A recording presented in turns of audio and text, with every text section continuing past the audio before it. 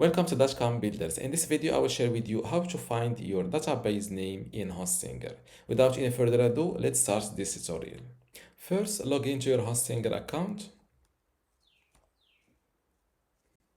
Then go to websites. And next to the website that you want to find the database name for, click on this dashboard button. Now go to databases and select management.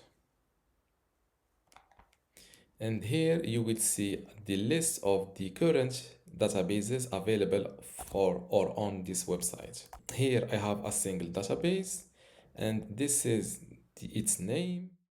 Before we continue, I want to let you know that you can get access to my Hostinger web hosting online course today for free. Inside this course, you will learn many things, including how to get started with Hostinger, how to set up your WordPress website and configure it, how to customize your WordPress website, SSL, security, privacy, email setup, launch and index your website, speed and performance optimization, how to use Lightspeed Cache plugin, and also how to manage your files, databases, and backups. To get all of this today for free, plus my other online courses like Hostinger Website Builder or Hostinger License, just join dotcom builders academy from this link, academy.dotcom.builders, link in the description. Without any further ado, let's continue this video.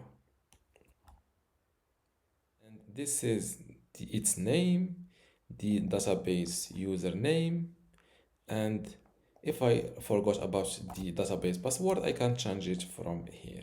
Just fill in here and hit update. And this is how to find your database name in Hostinger. If you still have a question, leave it in the comments below. Don't forget to give this video a like. Thank you.